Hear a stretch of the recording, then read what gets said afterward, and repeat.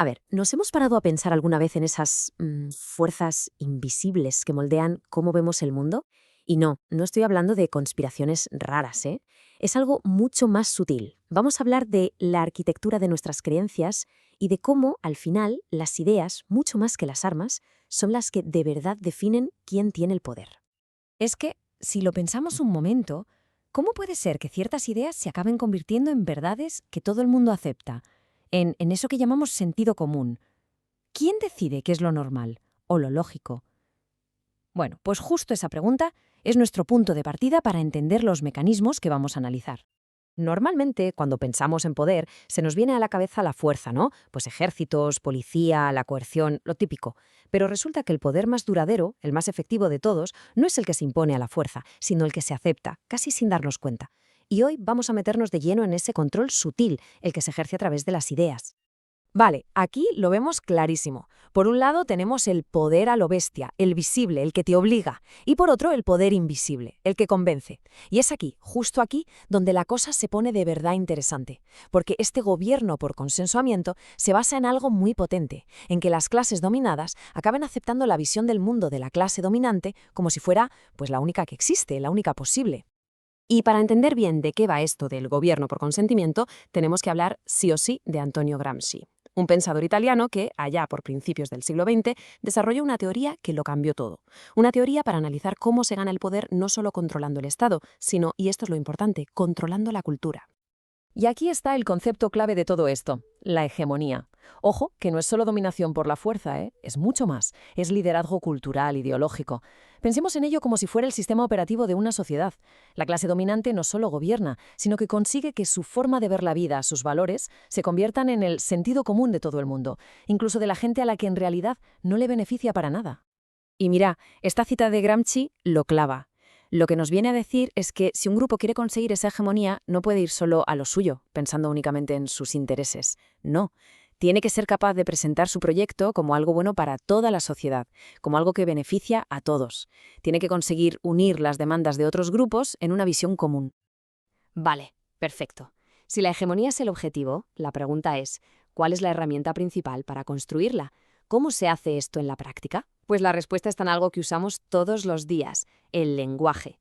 Porque las palabras no solo describen la realidad, la crean, son literalmente un campo de batalla.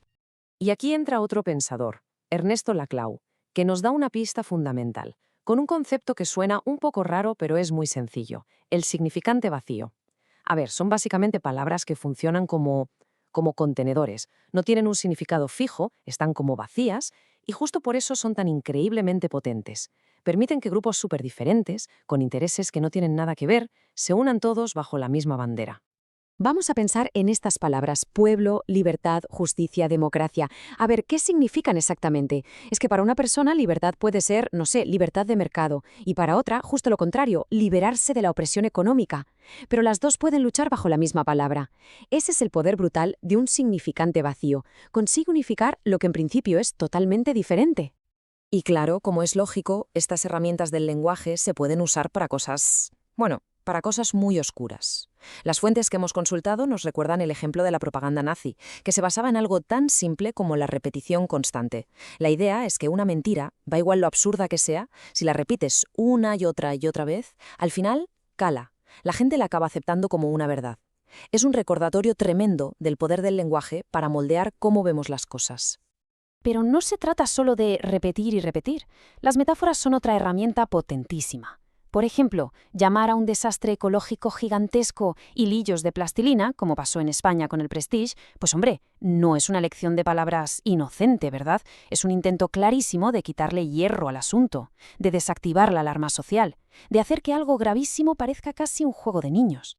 Entonces, vale, lo tenemos. Las ideas y el lenguaje son el campo de batalla. Pero, ¿dónde se libra esa batalla a escala masiva hoy en día? La respuesta, según otro grande, Noam Chomsky, está en los medios de comunicación. Así que vamos a meternos ahora con su modelo para entender cómo funciona la maquinaria de propaganda moderna. Este análisis que vamos a ver se basa en el famoso modelo de propaganda de Noam Chomsky y Edward Herman. Y es clave porque lo que explica es cómo se ejerce el control en las democracias, en sitios donde en teoría no hay una censura directa y explícita. Y el punto clave de su modelo es este. La propaganda moderna no funciona tanto ocultando noticias, sino filtrándolas. Es como un colador. Según Chomsky y Herman, para que una noticia llegue a la portada, tiene que pasar por una serie de filtros. Y esos filtros se aseguran de que lo que leemos no vaya en contra de los intereses de los grupos de poder. Y aquí están esos 5 filtros. El primero, la propiedad. Es simple, los grandes medios pertenecen a corporaciones gigantes que tienen sus propios intereses económicos. El segundo, la publicidad. Los medios necesitan anunciantes para vivir, y claro, esos anunciantes no van a pagar para que se critiquen sus negocios. Tercero, las fuentes. Los periodistas dependen mucho de las fuentes oficiales, del gobierno, de las grandes empresas, que lógicamente les dan la información ya cocinada a su favor. Cuarto, las críticas, lo que llaman flag. Si un medio se pasa de la raya y es muy crítico, de repente le llueve una campaña de presión brutal para que vuelva al redil. Y el quinto, la ideología. Originalmente era el anticomunismo, pero hoy se ha convertido más en una especie de fe ciega en que el libre mercado es la solución para todo. Al final, todo esto que hemos visto nos da como una nueva lente para mirar el mundo. Y ojo, no se trata de empezar a ver conspiraciones detrás de cada esquina, para nada. Se trata de entender la lógica, la estructura del sistema que produce la información que consumimos cada día. Si lo pensamos, hemos hecho un viaje completo. Empezamos con la idea de Gramsci de que el poder real necesita consentimiento.